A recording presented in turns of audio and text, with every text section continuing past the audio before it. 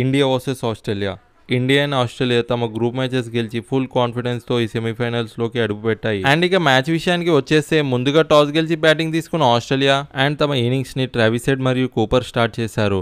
And మన టీమిండియాకి మొహమ్మద్ షమి తన second ఓవర్లోనే కూపర్ ని అవుట్ చేసి బ్రేక్ త్రూ ఇచ్చాడు. ఒకవైపు వికెట్ కోల్పోయిన మరోవైపు నుంచి మాత్రం ట్రావిస్ హెడ్ తన బ్యాటింగ్ స్టైల్ ని మరొకసారి చూపించాడు. 5 4లు 2 6లతో 39 విత్ ఇన్ నో టైమ్ లో చేసి వరుణ్ చక్రవర్తి బౌలింగ్ లో అవుట్ అయ్యాడు. అండ్ ఆ తర్వాత Australia captain Steven Smith and Labuschagne కలిసి ఒక 50+ స్కోర్ పార్ట్నర్షిప్ ని చేశారు. అండ్ జడేజా బౌలింగ్ లో లబుషన్ LBW తో అవుట్ అయ్యాడు. అండ్ ఆ తర్వాత మంచి ఫామ్ లో ఉన్న wicket keeper batsmen Josh Inglis and Steve Smith కలిసి పార్ట్నర్షిప్ ని బిల్డ్ చేస్తున్న టైంలో జడేజా జాష్ ఇంగ్లీష్ వికెట్ తీసి ఆ పార్ట్నర్షిప్ ని బ్రేక్ చేశాడు. మొహమ్మద్ షమికి బౌలింగ్ ఇచ్చిన రోహిత్ శర్మ మొహమ్మద్ షమి ఒక లో ఫుల్ టాస్ తో స్టీవ్ స్మిత్ ని క్లీన్ బౌల్ చేశాడు. స్మిత్ అవుట్ అయిన నెక్స్ట్ ఓవర్ లోనే అక్షర్ పటేల్ గ్లెన్ మ్యాక్స్వెల్ ని అవుట్ చేశాడు. దాంతో మ్యాచ్ మరింత ఇంట్రెస్టింగ్ గా మారింది. ఈ టోర్నమెంట్ లో ఫస్ట్ మ్యాచ్ నుంచి కూడా మంచి ఫామ్ లో ఉన్న అలెక్స్ కరీ అదే ఫామ్ ని ఈ మ్యాచ్ లో కూడా కంటిన్యూ చేశాడు. ఆస్ట్రేలియా 264 రన్స్ స్కోర్ చేసి 3 బాల్ మిలిగుండంగానే అవుట్ అయింది. మన బౌలర్స్ అందరూ కూడా మంచిగా బౌలింగ్ వేయడంతో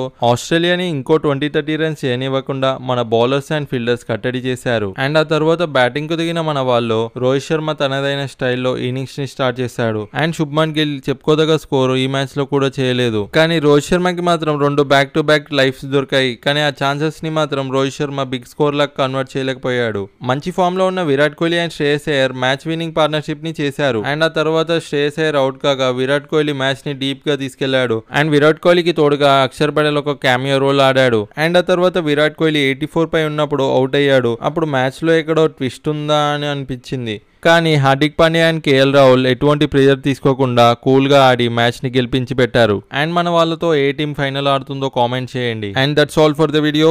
ఛానల్ ని సపోర్ట్ చేస్తుండండి. Thank you for watching.